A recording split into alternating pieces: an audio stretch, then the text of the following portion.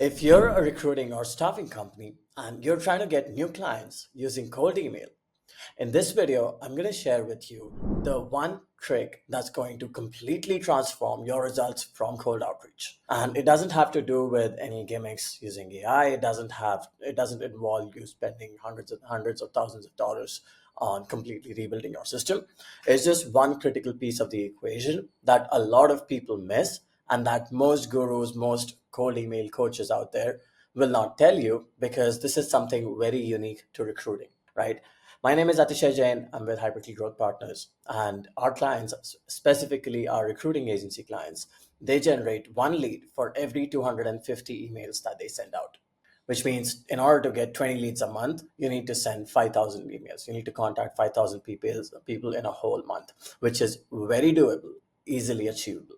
So in this video, I'm going to break down how we achieve those results and what is the one thing that you need to fix with your cold email campaigns right now to completely transform the results that you achieve. Now, before we talk about recruiting in general, let's talk about what makes a successful outbound campaign. There are four components to a good outbound campaign. First is the quality of your data. Second is your infrastructure that ensures optimal deliverability, ensuring that you actually land in the prospect's inbox and not spam. Third is your offer and messaging. And fourth is your follow-up skills and how quickly you respond when a prospect replies to you, right?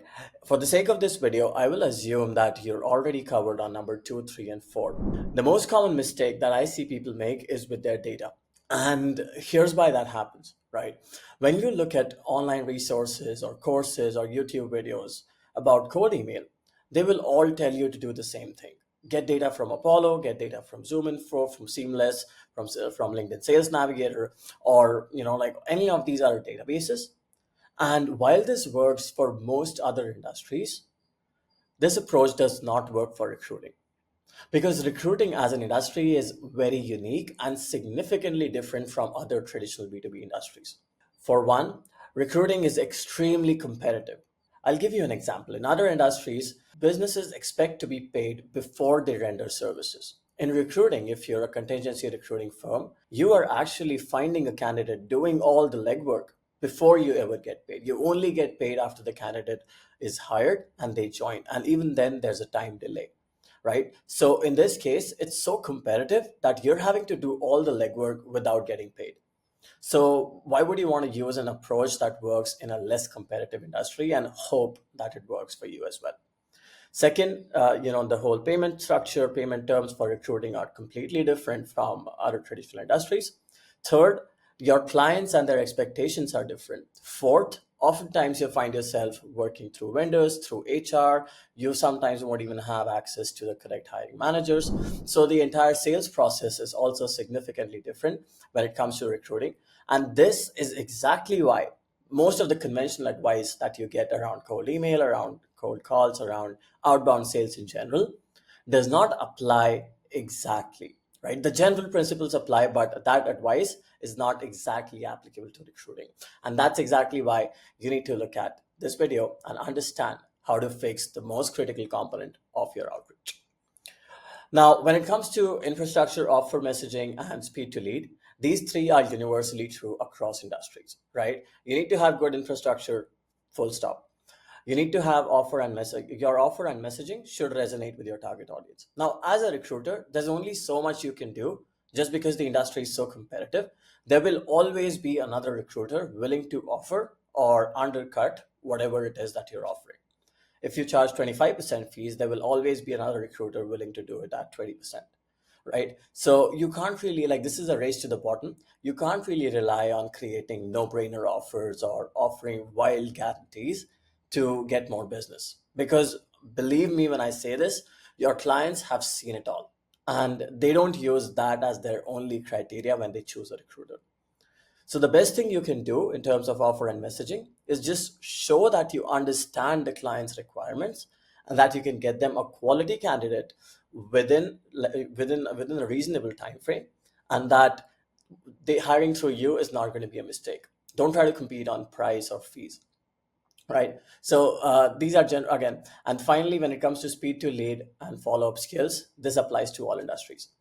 So the one thing that's significantly different with recruiting is data, right? In most cases, the gurus, influencers, YouTube channels, they all advise you to rely on databases like ZoomInfo, Apollo, Lucia, Seamless, LinkedIn Sales Navigator, and so on and so forth. Now, these databases, while they are great sources for contacts in general, they don't work for the recruiting industry because you can't expect to be reaching out to hundreds of thousands of people who may or may not be hiring and then hope that your emails get responses and that you sign a contract. Instead, the first thing that you want to do is narrow your list down to only reach out to people that are hiring for the exact roles that you have the ability to fill, right? Now, some people they have already thought of this, which is why what they do is they would go to these same tools, Apollo, ZoomInfo, and apply a filter for a company that's hiring for this role, right? So you'll go to Apollo, you'll go to the filter section, you'll apply a filter that they should be hiring for, let's say, a .NET developer.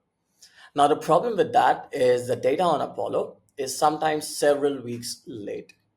It's outdated. So by the time, even if you get a lead on Apollo, and they say that a company is hiring for a certain role, that role has already been that job post has already been up for several weeks, which means that by this point in time, it is very likely that other candidates have applied. Other recruiting agencies have already pitched for that role, maybe even signed contracts. And even if you do end up getting a conversation from that data, it's too late. You are going to be one of the last recruiters that get to work on that job, and by the time you even start working, there's a there's a very good chance that someone else comes in and takes that role. So as a recruiting company running cold email campaigns, you want the freshest data possible. Whoever submits a candidate first wins, right? It's a zero sum game, unfortunately, and you are competing against other recruiting agencies. So relying on these database platforms for your data is not a good idea.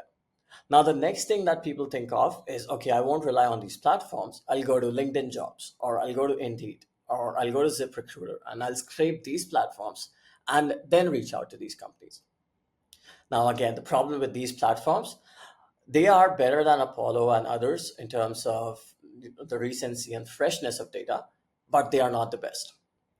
And if you've tried scraping LinkedIn jobs, for example, you will know, or even Indeed, you will know that in many cases, the job postings on these platforms are actually made by recruiting companies, which tells you that a recruiting company was already hired for a job. The client already hired a recruiting company to help them fill a position.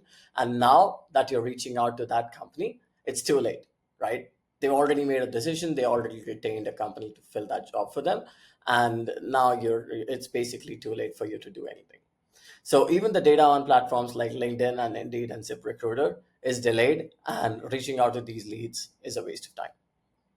So what do you do? The best approach, and my suggestion, the reason our clients see so much success is because they use first party data generated directly from the client's websites. So you, instead of relying on third party platforms, you go to the client's website, you look at their careers page, their jobs portals, their work with us page, their hiring pages, and you find the job on the day it was posted, and you reach out to hiring managers at that company on the very same day. Now, this has tremendous benefits because now you're one of the first recruiting companies to pitch for, to reach out to the hiring managers. You get more time to find the right candidate. You sign contracts before other recruiting agencies. Essentially, you get a head start compared to your competition. And sometimes and in most cases, this head start is all you will need. So how do you find this data? How do you actually how do you actually contact recruiting companies before everybody else does? So how do you actually find this data? Here's how we do it for all of our clients. Since we work with several recruiting companies, we have built out a data scraping solution that scrapes 2 million websites every day for fresh changes to the job page. There are over 1 billion websites in the world. Every day, a bunch of these websites update their careers, hiring, jobs pages with new information for jobs, publishing new jobs, deleting previous jobs. So every day we go through around 2 million of these websites. We update our database to always make sure we have the latest information. And then when we are our clients create campaigns, they only reach out to companies that publish a job within the last 14 to 30 days, right? So this allows you to target only the companies that are still in the market, that published a job very recently, and that are looking for help filling that position. So this allows you to have an advantage over all of your competition. Now, when we're scraping these job posts, we not only just get the job title and the date it was published, we also obtain the job personalization, the job description field, which allows us to create personalized messaging. And let me quickly show you an example of some data that we scraped. So this is what it looks like. You'll see this field for the title that we scraped, the location, the company name, the company website, company's LinkedIn. The LinkedIn is going to help you enrich this further. The company's website can help you find email contacts and enrich the data further.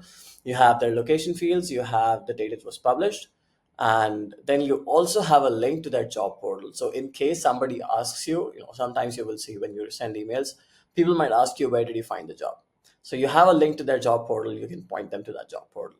You have the minimum and maximum salary ranges, so you know whether or not this job is worth your time. And finally, you have the job description, which is one of the most important components of this, like one of the most important fields in this data. And I'll show you why. This job description, using AI, you can leverage AI, GPT-4o Mini, to create the ideal candidate avatar using this job description. And having that allows you to pitch the ideal candidate avatar to hiring managers. So this is what it looks like, right?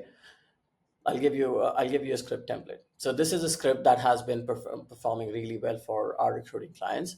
It's nothing but just saying, I was speaking to the candidate the other day, ideal candidate avatar. This is a variable developed using the job description field. And in another video, I'm going to show you how we build this whole thing out using Clay.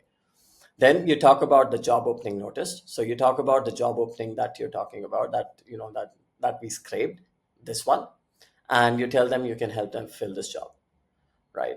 Now, this is what the email looks like in practice. And if you were to read just this email, there is absolutely no way you'd be able to tell that this is not, this email is written using automation. This looks so personal, so personalized, so relevant to the topic at hand that people will assume this email was sent directly to them. So read this. Hi, John. I was speaking with a candidate just the other day, a B2B sales expert with a track record in subscription sales and strong C-suite relationships. I remember seeing the business development manager job post that came out on February 21st, and I think this could be a great fit. Would you like me to set up an introduction? Now, the reason this is so powerful is because if you look at the job description for this particular role, right? Let me go to Clay and let me show you. So I'm here in Clay, and this is the row that we used to generate that personalized message, right? So if you go back to this message, you'll see that this is hi first name. I was speaking with a candidate just the other day, and then you use the ideal candidate avatar variable. So that variable is here, right? So this says, I was speaking with a candidate the other day, a B2B sales expert with a track record in subscription sales. Why is this relevant? Because if you look at this role and you read through the actual description for this role, like what is it that the company is looking for, you will find that they are looking for something exactly like this. Let me just maximize this so you can read, right? So they want, okay, these are the working hours, overview of the role. We have an opportunity for ambitious, experienced developer to join the sales team. Excellent opportunity, career-driven sales professional, reporting to head of sales, seeking candidates that have strong background in B2B marketing solution and subscription sales, right? Have the experience selling to C-suite level stakeholders, knowledge of agency side and brand side. So that is exactly what we're talking about here. Like the AI automatically recognized those skills that were crucial for the job description, and it created a candidate avatar that fits those skills. So I was speaking with a candidate, B2B sales expert, track record in subscription sales, and strong C-suite relationships. So when the hiring manager sees this, they immediately think this is the person I was looking for. Like these are the skills I put in the job description, and they have exactly the candidate for this role. So this significantly increases the odds of the hiring manager responding to this email compared to generic recruiting emails where they would reach out to companies and just offer to help them find a candidate, right? So this is AI personalization done right. Instead of gimmicks where you would use AI to talk about their college, their city, restaurants, whatever, you are actually using AI to personalize the email based on the candidate that they are looking for. Then the next sentence is again, I was remember seeing this position on that was published on this date. I think this could be a great fit. Would you like me to set up an introduction? Then there's a couple more examples, but this really is the secret sauce. This is how you do it. First, you need good quality data. Second, you need to use that high quality data to create messaging that is very relevant to the job at hand.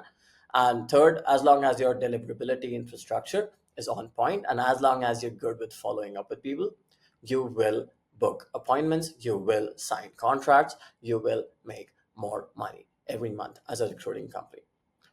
We've tried and tested this with several recruiting agencies targeting different industries, variety of roles from sales, marketing, tech to nursing, accountants, construction, project managers, scrum masters, all kinds of titles across a broad variety of industries. And this method works. So if you're running outbound cold email campaigns as a recruiting or staffing company and you want to 10x your results, switch up the data, reach out to people that actually need your service, and you will be surprised by the difference in results. Questions or comments, let me know, and I'll see you in the next one.